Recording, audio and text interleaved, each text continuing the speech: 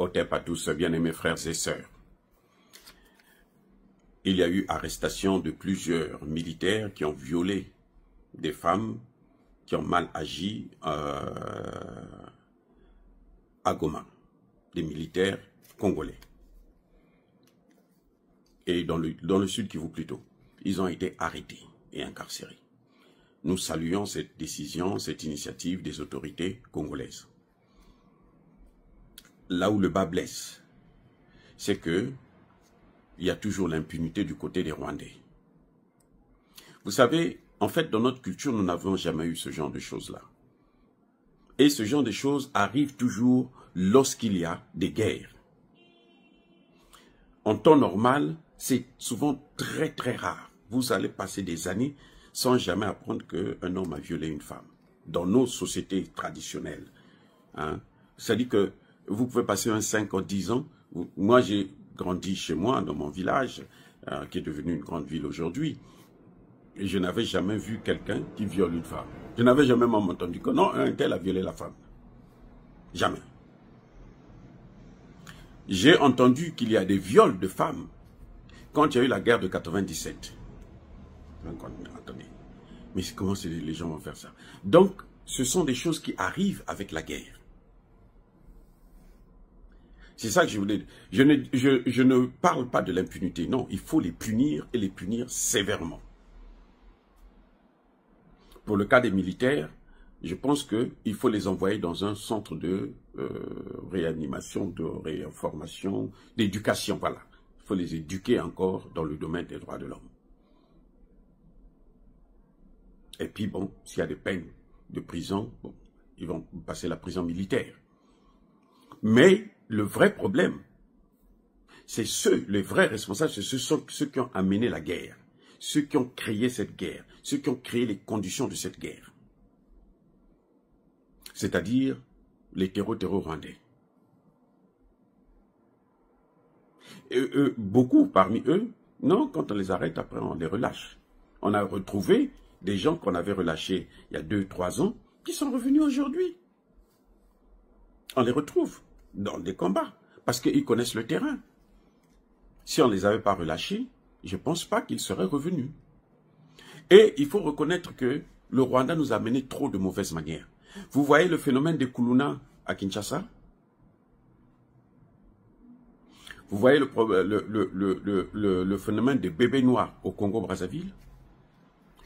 Lorsque nous grandissions, quand on était tout enfant jusqu'à un certain âge, je suis arrivé jusqu'en terminale, j'ai eu mon bac au Congo-Brazzaville.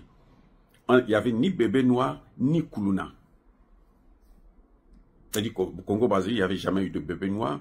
Au Congo démocratique, il n'y avait jamais eu de Kuluna. Ce phénomène est arrivé après le génocide rwandais de 1994. Et après 1997. Donc quand vous regardez très bien, ce sont les Rwandais qui ont amené ce genre de criminalité, de barbarie, qui nous ont amené ça. Eh oui. Interrogez les historiens, ils vont vous le dire. Donc le grand problème aujourd'hui, c'est l'Occident qui entête Kagame, et Kagame qui prend les Rwandais, qui les envoie comme aller montrer aux autres Africains comment il faut faire, ce qu'ils doivent faire, ce qui est mauvais. C'est comme ils ont fait avec le terreau. Toute ma vie, je n'ai jamais entendu parler du terreau au Mali, au Burkina, au Rwanda. Non. J'ai été au Burkina Faso à plusieurs reprises. Le jour, la nuit, vous vous promenez. Déjà c'était des hommes intègres. Et là, c'était autant de Blaise Compaoré. Ils avaient gardé la fibre que Thomas Sankara avait laissée. Ils avaient gardé ça. C'est avec Thomas Sankara que petit à petit, il a commencé à pourrir la situation. Et quand il recevait les terreaux dans des grands hôtels et tout, dans des palaces, maintenant, on a vu le phénomène s'aggraver. Vous voyez, je dirais que c'est bien de mener cette guerre, mais la vraie guerre, c'est contre les Rwandais, parce que ce sont eux qui nous amènent ce type de barbarie. Ce sont eux qui ont corrompu l'armée congolaise jusqu'à la moelle épinière. Et c'est pour ça que Tshisekedi a des difficultés, et c'est ce qu'il est en train d'essayer de corriger actuellement. Parce que de plus en plus on les interroge. On a vu le chef de la maison militaire a été libéré, mais qui ne dit pas que c'est parce que ceux qui l'ont auditionné, ce sont les mêmes aussi qui travaillaient avec lui pour pourrir la situation. Qui ne dit pas ça? C'est maintenant seulement que le Congo a la première école militaire qui forme près de 7000, une seule école, 7000. C'est déjà très bien. Donc, aujourd'hui, Dieu merci que le peuple congolais, dans sa très grande majorité, est avec le président. Qu'on le veuille ou non, c'est lui qui est là. Que vous l'aimez ou que vous ne l'aimez pas. C'est lui que vous devrez soutenir pour sauver la RDC. Je répète, c'est Tshisekedi qu'il faut soutenir pour sauver la RDC. Mais moi, je l'ai critiqué aujourd'hui et je ne peux plus. Je suis obligé de me soumettre. Je donne seulement des orientations, que bon, on peut faire mieux dans tel domaine. Voilà, par exemple, quand je dis que la ministre des Affaires étrangères n'a plus de temps à perdre en Europe. C'est l'Europe qui est en train de... Vous ne pouvez pas demander à ceux qui ont armé Kagame de venir vous aider à l'éloigner, alors que eux ils attendent justement que lui puisse envahir la RDC avec ses armes, avec les informations, le renseignement qu'il leur donne. Tout ce qui est Occident là, c'est fini. Dire que non, il faut aider le peuple de Dieu, on voit bien le peuple de Dieu lui-même ce qu'il est en train de faire au Moyen-Orient. Donc là encore, ce sont des choses que Tshisekedi doit désormais corriger. Et nous devons voir ça. S'il veut avoir encore plus le... Parce que, vous avez vu, plus il est en train de prendre des positions panafricanistes, plus il est en train d'acquérir le soutien de toute la jeunesse africaine. Pas la jeunesse congolaise seulement. Je dis bien de toute la jeunesse africaine. Nous, c'est ce que nous voulons. Vous avez vu Kaka Déby? Kaka Déby était décrié. Personne ne voulait entendre parler de lui. Quand nous disions qu'il y a l'espoir, parce que lui, il est en train de venir avec un autre système. Déjà, son père avait construit les bases, et maintenant, lui, il est en train de venir renforcer. Personne ne nous croyait. Mais quand il a chassé les militaires français, tout le monde a vu que, oh, mais en fait, il est avec nous, et tout de suite, le soutien est arrivé. Et on le voit, il est prêt à envoyer. Il va envoyer. Puisque ses opposants se plaignent déjà. Il va envoyer des soldats en RDC. Donc, pour Tshisekedi aussi, pour réussir, il a besoin de renforcer sa position panafricaniste. Pas par des mots, mais par des actes. Voilà ce qui va faire qu'il puisse convaincre les jeunesses africaines. Parce que lorsqu'il arrive à convaincre les jeunesses africaines, ces jeunesses-là vont convaincre leurs dirigeants et les dirigeants vont se mettre à table. Vous avez vu, même le Sénégal soutient la RDC. Je reprends.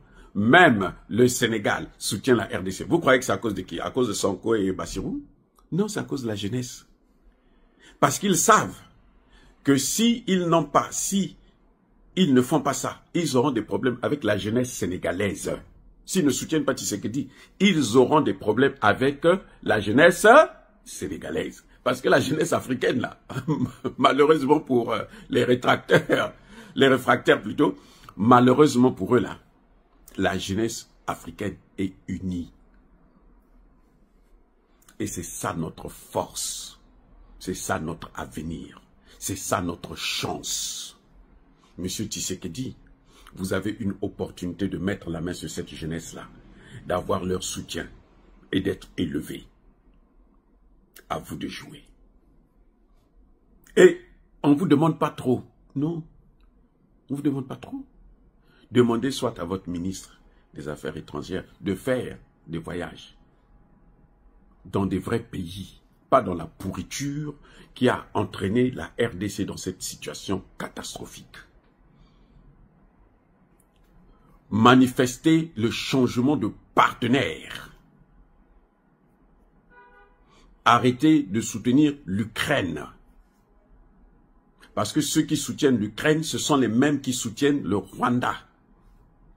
Monsieur Tshisekedi, ceux qui soutiennent l'Ukraine, ce sont les mêmes qui soutiennent le Rwanda.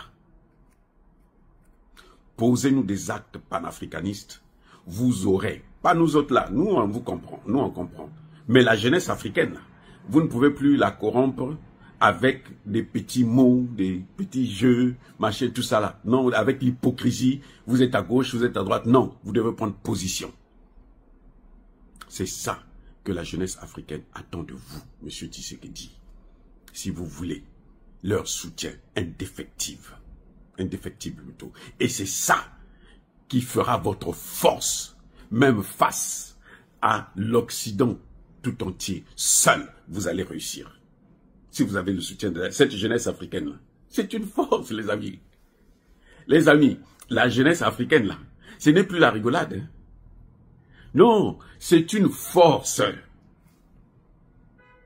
C'est une bombe. Quand elle explose, là, personne ne peut l'arrêter. Donc, si vous avez son soutien, vous êtes garanti de la sécurité. Et c'est ce que Kagame est en train de perdre. Kagame dansait avant parce que la jeunesse africaine croyait qu'il est en train de faire quelque chose de bon au Rwanda. Maintenant, Kagame ne peut plus se cacher parce que tout le monde sait maintenant que c'est lui qui est en train de détruire la RDC.